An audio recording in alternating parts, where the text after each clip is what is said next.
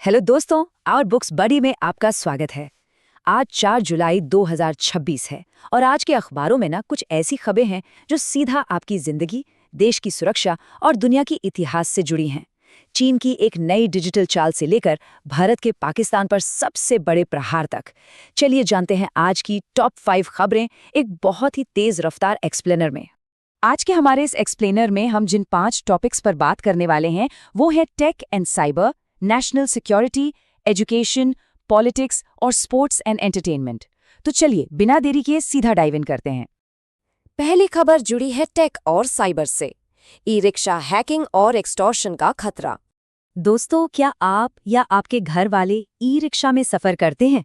अगर हाँ, तो सावधान हो जाइए।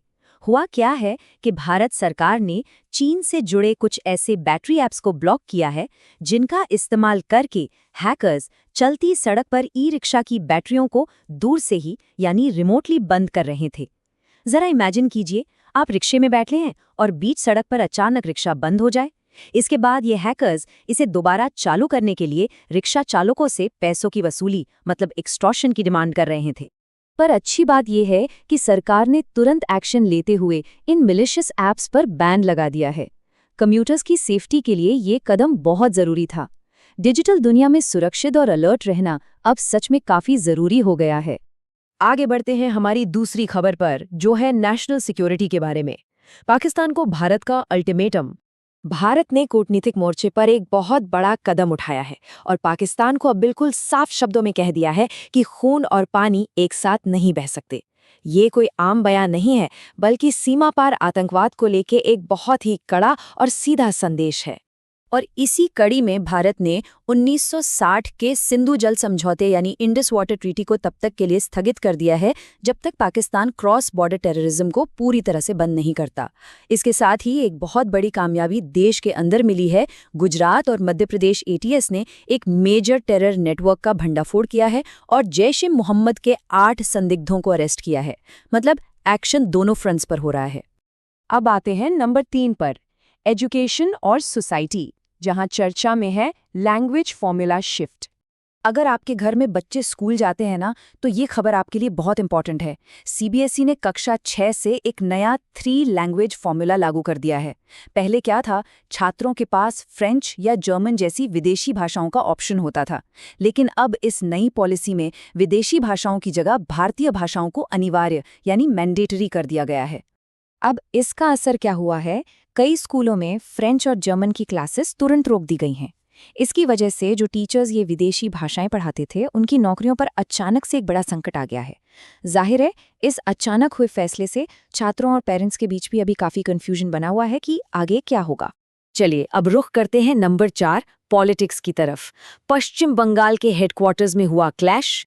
पश्चिम बंगाल की राजनीति में अचानक एक नया ड्रामा शुरू हो गया है। सत्ताधारी पार्टी टीएमसी के ही 2 गुटों के बीच पार्टी हेडक्वार्टर पर कब्जे को लेकर आपसी भिड़ंत हो गई है।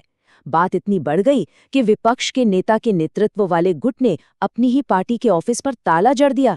मतलब राजनीति में कब क्या हो जाए कोई नहीं जानता। हम यहाँ सिर्फ आपको फैक्ट्स बता रहे हैं, लेकिन ये सिचुएशन वाकई काफी हैरान करने वाली है। और आखिर में बात करते हैं नंबर 5 की, स्पोर्ट्स और एंटरटेनमेंट के नए रिकॉर्ड्स और रिलीजेस। स्पोर्ट्स की दुनिया से 2 बहुत बड़ी खबरें हैं। सबसे पहले इस नंबर को देखिए, 105। टेनिस के बादशाह नोवाक जोकोविच ने विंबलडन में अपनी 105वीं जीत दर्ज कर ली है और इसके साथ ही उन्होंने लेजेंड रॉजर फेडरर के ऐतिहासिक रिकॉर्ड की बराबरी भी कर ली है। क्या कमाल की बात है ना। और वहीं फुटबॉल वर्ल्ड कप में 41 साल के क्रिस्टियानो रोनाल्डो ने क्रोएशिया के खिलाफ गोल दागकर अपनी टीम पुर्तगाल को अंतिम 16 में पहुंचा दिया है, 41 साल की उम्र में। और इसी के साथ वो नॉकआउट में गोल करने वाले वर्ल्ड कप इतिहास के सबसे उम्र दराज खिलाड़ी बन गए हैं। इसे कहते हैं असली पैशन। और हाँ, सिनेमा लवर्स के लिए भी इस हफ्ते काफी एंटरटेनमेंट है। थिएटर्स में आलिया भट्ट की action spy film Alpha, Huma Qureshi की thriller baby do die do और राजकुमार हिरानी की बेहतरीन cyber crime series Pritam and Pedro चर्चा में बनी हुई हैं। तो आपका वीकेंड प्लान तो लगभग सेट ही है। तो दोस्तों ये थी आज की टॉप 5 खबरें। अब आप लोग मुझे बताइए आज की इन खबरों में से आपको कौन सी खबर सबसे ज़्यादा चौंकाने वाली लगी।